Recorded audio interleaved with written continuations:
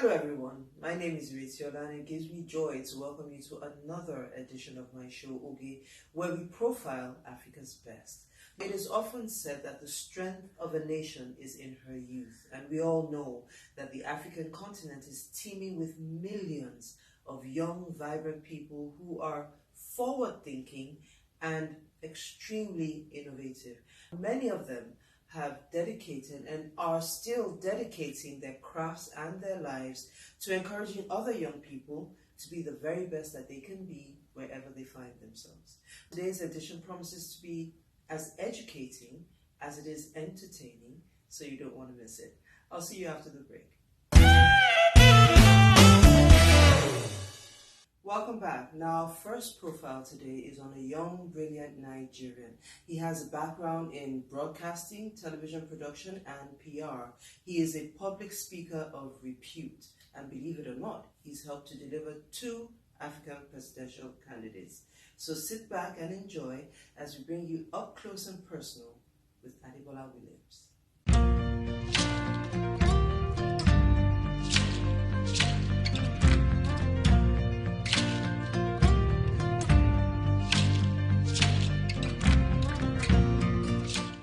My name is Adebola Williams, co-founder RED and CMO for the group.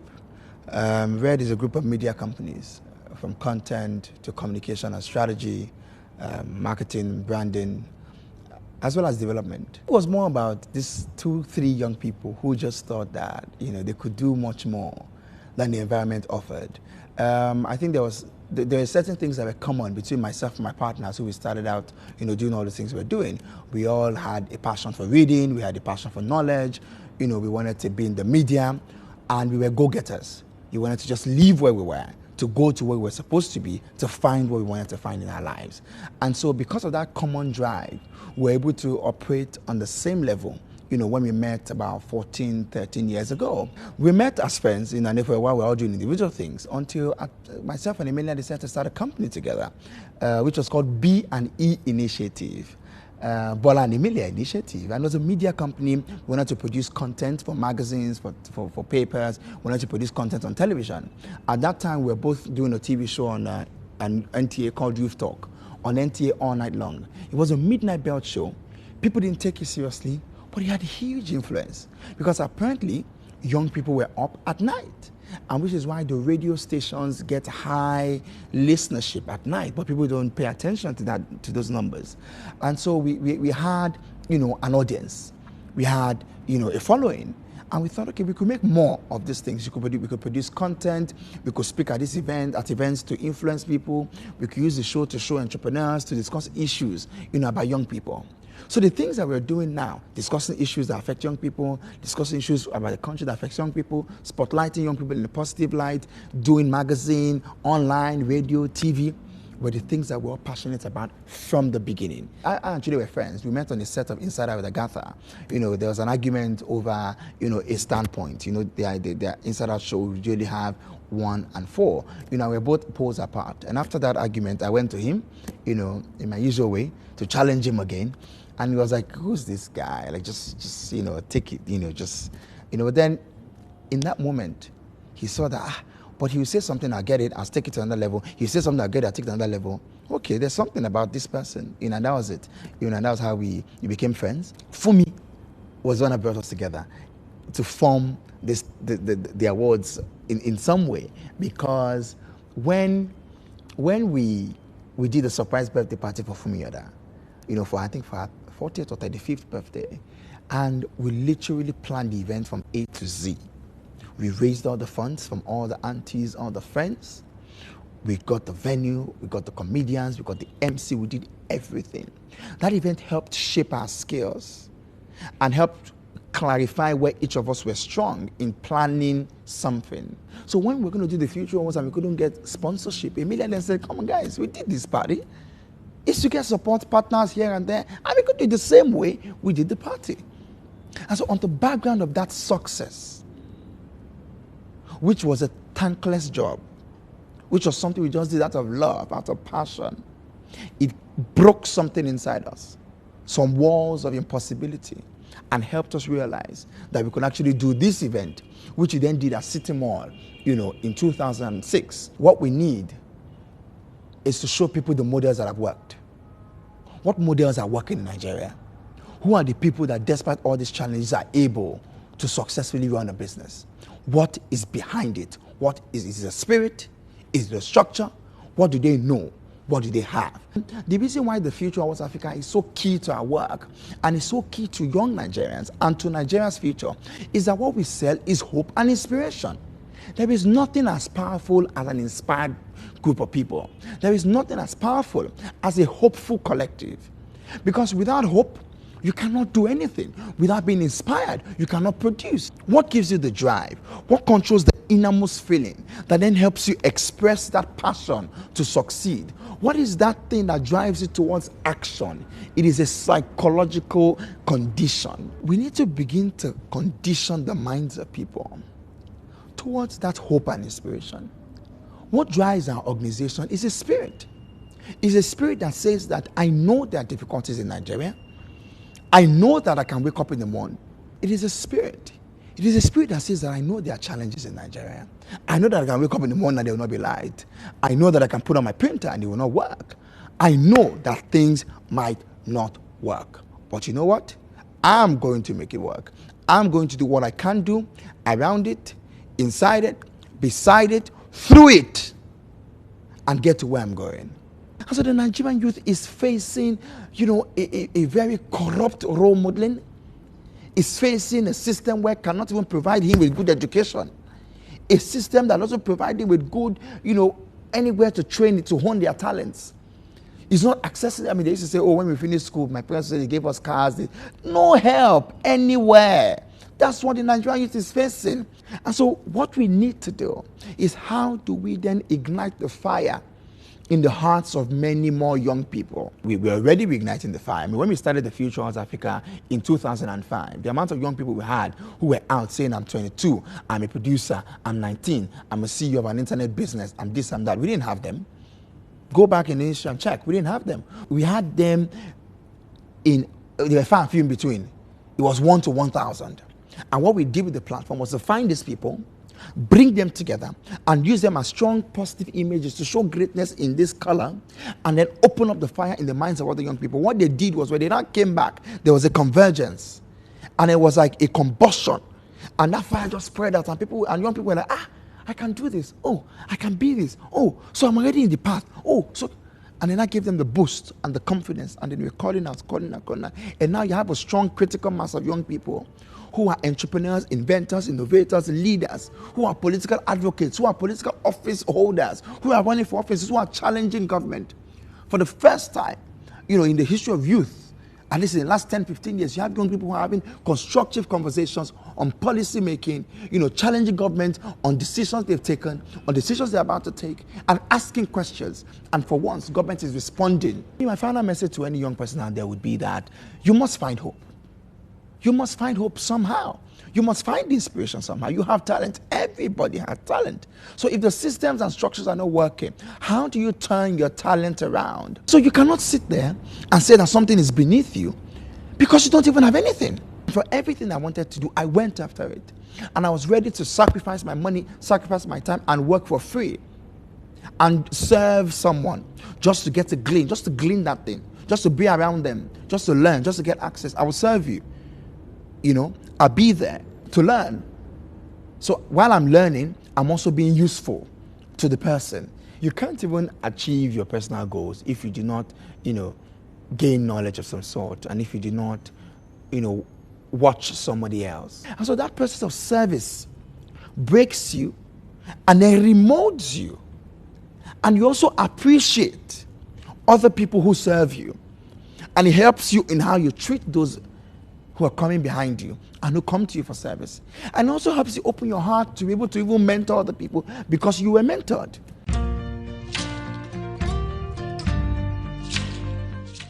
I think just do you, but just know your body type. There's certain people that, you have a certain body type and then you're wearing, something that is, and we have folds and, so just be careful, don't expose what is not palatable. People say I'm too open. or I'm too trusting. Yeah, so sometimes it becomes a flaw, being too trusting. Whatever it takes, however it takes, I fix power, however it takes. I live my life trusting God that if I put in the work, hard and honest work, He will reward me. I live my life believing that if I also keep to His commandments to love my neighbors as myself and give of myself to service, to humanity, to nation, to people, He will love me. I live my life believing strongly that if I also praise God consistently as He has asked me to, I have a special place in His heart.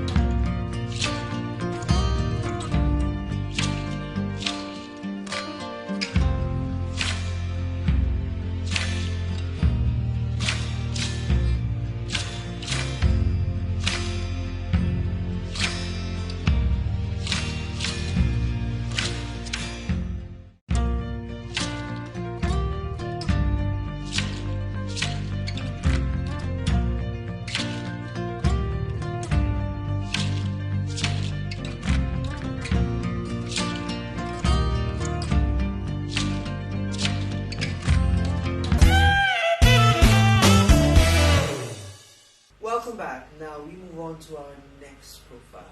He is an eclectic musician with an unconventional approach, but his message is no different.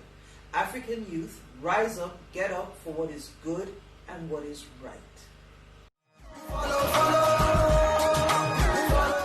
My name is Akinade Ibuoye, more popularly known as Gaise or Gaise Baba. I'm an afro-fusion artist, so I basically fuse different sounds with the African sound.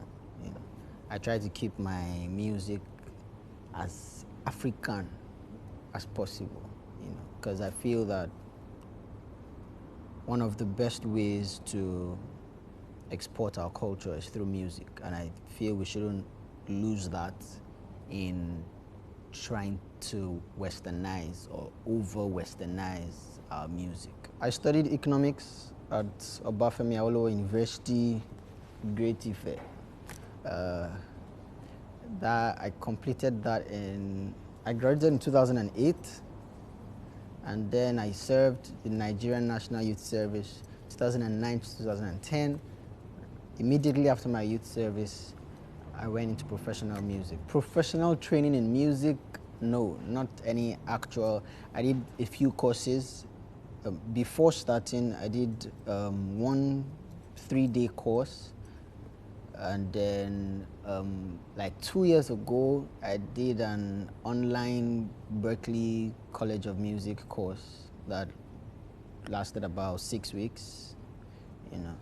So as regards professional training, that's as much as I have. Even though the Berklee College of Music course I did was a business of music course, so it was more about the business than about the actual art of making music. The trainings that I had were more informal, you know, so it's the Sunday school, it's the choir in King's College. The phrase well known is relative. So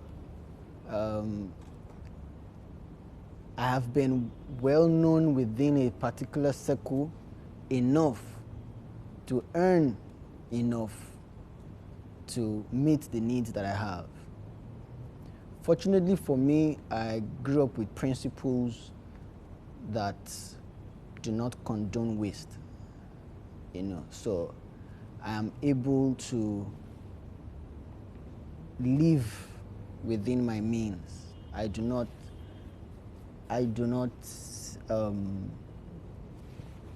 spend extravagantly.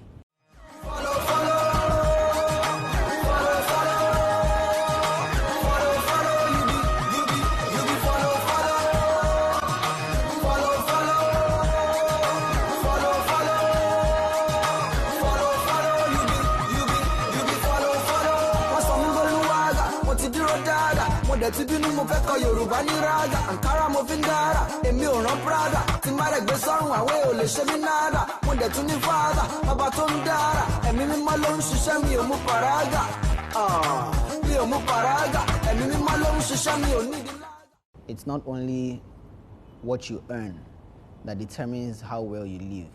It's also how you spend and how you manage what you earn.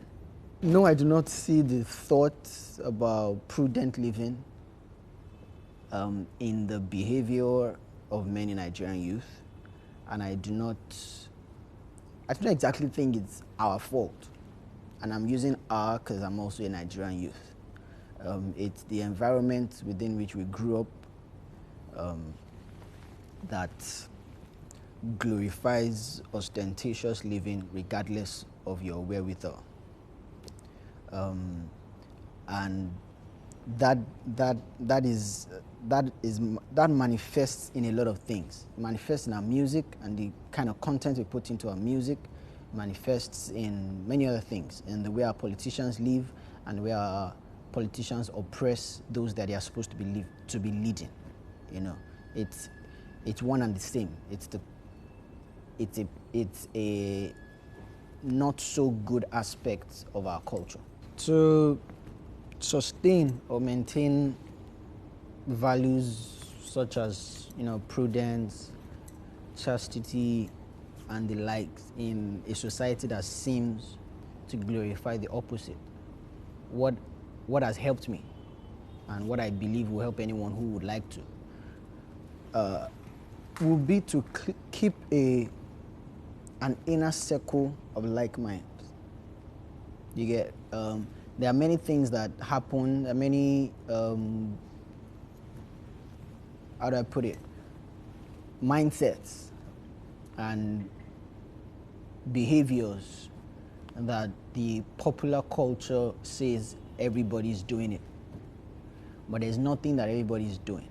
It's only maybe breathing that everybody's doing. Most of the things that you hear everybody's doing it's not everybody. So you can always find people that think alike, that live alike, and that believe alike, and let those people be your closest friends. Friends influence you, not necessarily acquaintances. Influence. You can decide to be inspired or decide to do something because you've seen someone else do it, but to have strong influence, it will have to be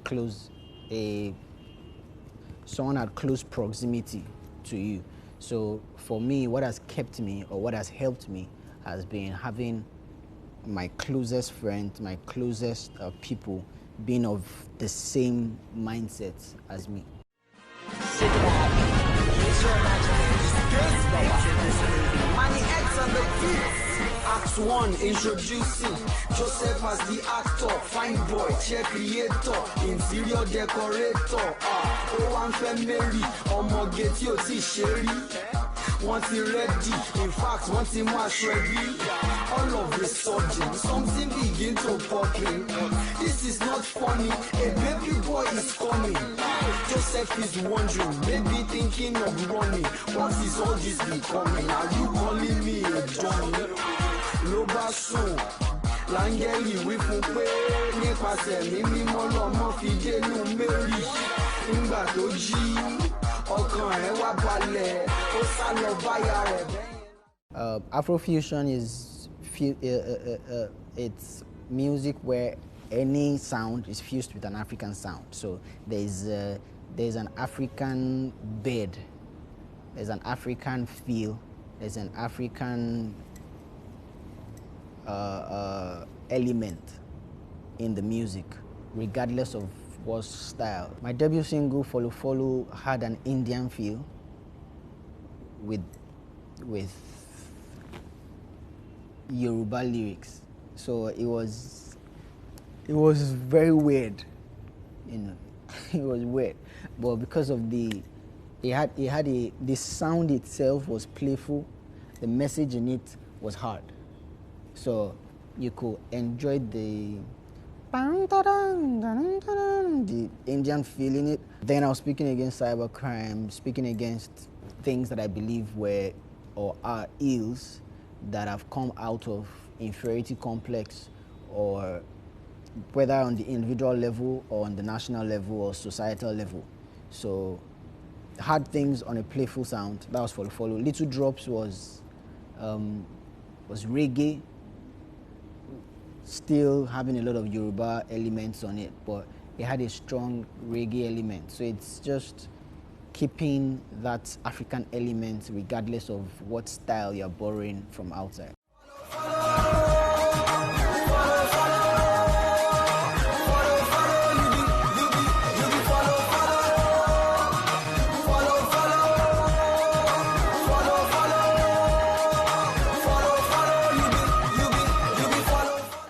I'm an African, and I want that to show through my music. I want that to show in my music. That's one. Two, I am most comfortable singing in my mother tongue. I'm very passionate about African languages, very passionate about Nigerian languages, and I feel that we are losing it as a people. I feel that we are relegating our languages to the background, and in a matter of a few decades, if we're not careful, our languages will become extinct. All you need to do is check 10 children under 5. Do a random sample. I live in Lagos. Check 10 children under 5 and try to have a communication with them in what is supposed to be their mother tongue. And then you know how many people in 15, 20 years, young people, youth, will be able to communicate in their mother tongue. You listen to the radio, and it seems like unless you speak like a foreigner, you cannot get on radio in Nigeria, in Lagos. And I personally am infuriated by that. That is why I try as much as possible to make use of my mother tongue in singing. I'm just one person. Gladly and thankfully, there are other people doing that now. Shout out to Akinade Gold. I think he's doing fantastic with Yoruba, and people are catching on to it. Thankfully, I speak English well. So nobody say I don't understand English, now they push Yoruba with my music. Yeah, so we can join in on globalization, join in on modernization, up the ante, but even in the midst of all of that, we shouldn't lose our essence as a people. We shouldn't lose what distinguishes us from others. You are rewarded not for your similarities, you are rewarded for your difference. And so we should not lose our difference. And just because a particular part of the world seems ahead of us in many things, now try to be like that part of the world in everything. They didn't get ahead by being like anyone else. We can't get ahead by just being like them in everything. So find what we can learn, find what we can glean, find what we can pick, and then adjust that and adjust it in line with who we are as a people. Study those in the Middle East. Study the Far Easterns. They've improved their societies. They've moved from third world nations to first world nations, but their essence as a people is still very much intact.